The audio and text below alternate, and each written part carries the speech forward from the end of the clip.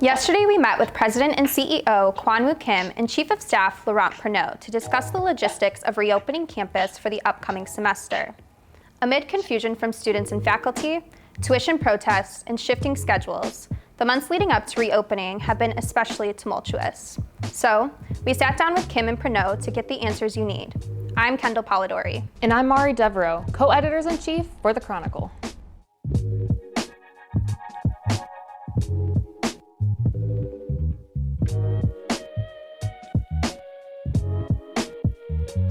Having heard student demands to decrease the cost of tuition for the fall semester, Kim said he hopes to continue face-to-face discussions with students to address their concerns and find actionable solutions. Well, so this summer, there were a group of students who actually, we had a little bit of a protest out on the street.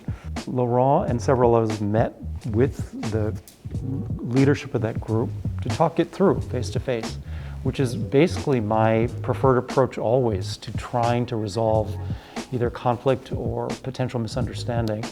While Kim acknowledged dissatisfaction from students, he said administrators are continuing discussion with faculty and other members of the Columbia community to maintain a democratic approach to a situation that's constantly changing. Once things are up and running, what I like to do, where possible, is to work through the Student Government Association, because I feel like they're represented, they're elected by other students. I've always been open to meeting with students and hearing their concerns and answering directly, and I don't think that won't change. As the college continues to assess new ways to keep students, faculty, and staff safe, Kim and Pernot said that testing would not be made mandatory due to the fact that students can't get immediate results and therefore could be given a false sense of security regarding their health. For us, before the University of Illinois announced that they were the first school to talk about ongoing testing on a regular basis throughout the semester. The other schools that said mandatory said before you can start school, you have to take a test. It's mandatory. And I remember my reaction to Laurent was, that doesn't make any sense to me, because unless we're saying to people, come to Columbia, take a test, and we're going to lock you at Columbia, you never get to leave, you could be negative the day you take the test. You could leave that day and be exposed. So it didn't feel like it made any sense.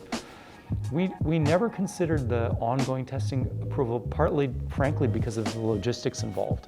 But I could see moving the college maybe to more frequent testing, but the testing has to become more available first. While many have been concerned over effective ventilation in Columbia buildings, Kim said the college has been going above and beyond for the safety of students.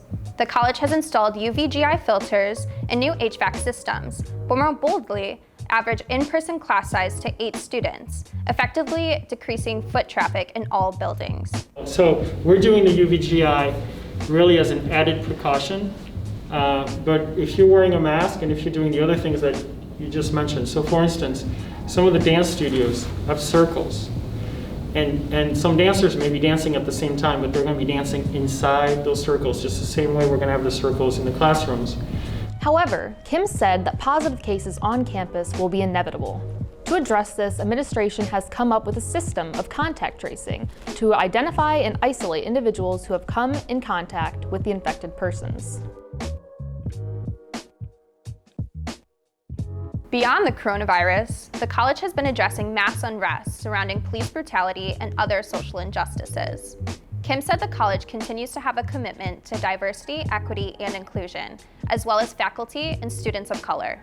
I think over the next couple of years, I'd really like to see this college push hard to clarify what it means that we have the beliefs that we do, the values that we do, to take specific steps towards getting to the next level of what it means to be an anti-racist institution, and to really identify the ways in which systemic forms of oppression are embedded in our college, like in all institutions of higher education, and to do something about it. Kim said that Columbia does not have a specific relationship with the Chicago Police Department, but because of its location downtown, they are in frequent communication.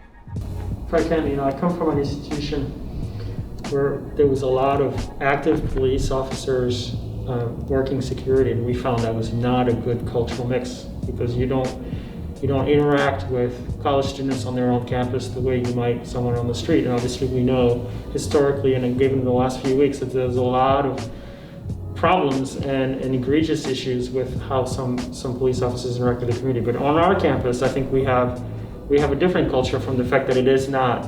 While a lot of the folks are former police officers, they're in the mindset that they're here to serve the campus community, and I think that is a dramatically different and more positive outlook than if we just had a police force. Last month, the Chronicle reported that the college experienced an estimated loss of $17 million due to the coronavirus-related costs. And they are expecting a total estimated loss of $30 million for the upcoming year, foreshadowing what may be a rough year ahead. Despite the expected financial shortcomings, Kim said it is important that no matter what, the college preserves employment without undue financial risk.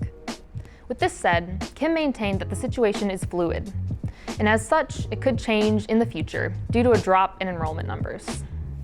Our attitude about the budget is we think we know where we are pretty clearly, but we have to stay flexible because something could change. This is a very specific example.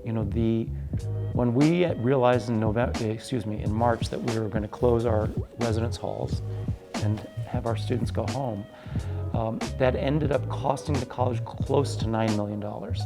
So that was completely unplanned for. And those are the kind of things that we just don't know if anything like that is coming.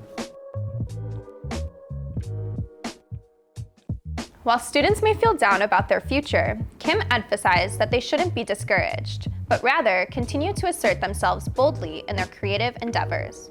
This is a school that has a profound commitment to promoting creative practice as broadly as possible, and that's why we're here. To maintain an authentic Columbia experience, Kim said that resources are still being provided so that students can continue to author the culture of their time.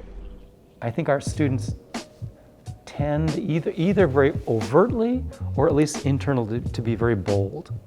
They're bold because they have the guts to pursue what they care about the most. They have the courage to assert who they are, even if that's difficult in the world. It's one of the things I'm really proud of our students.